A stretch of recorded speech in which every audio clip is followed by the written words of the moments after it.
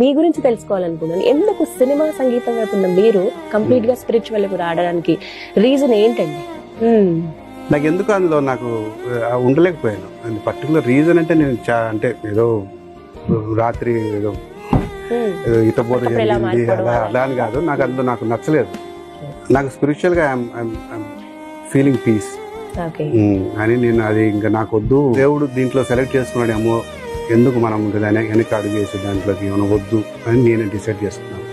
నాకు చాలా పెద్ద పెద్ద ఆఫర్స్ వచ్చాయి, చాలా. ఎందుకంటే వాన అన్ని హిట్ కాబట్టి చాలా ప్రొడ్యూసర్స్, చాలా డైరెక్టర్స్ నా పాటలు విని, అంటే నా ఆర్కెస్ట్రేషన్ విని కానీ ఇప్పుడు అడుగుతుంటారు, కానీ నేను చేయట్లేదు ఎప్పుడు. బికాజ్ అవి ఓవరాల్ గా యాటిట్యూడ్ సాంగ్స్ గానే ఉన్నవి ఫిలిం లో. మీరు ఎక్కడికైనా చూడండి, ఎవరినో మెప్పించాలా, ఎవరినో ఒక అది ఏంటంటే ఎవరిని కించపరచని చెప్పట్లేదు, హ్యూమన్ బీయింగ్ ని అనిపించాను. నేను హీరోలకే హీరో యేసు ప్రభుని మెప్పించాను అనుకుంటున్నాను. ఎందుకంటే ఆయన్ని మనం హ్యాపీ, ఆయన కోసం చేస్తున్నప్పుడు ఇంకా మనకి హ్యాపీ కదా.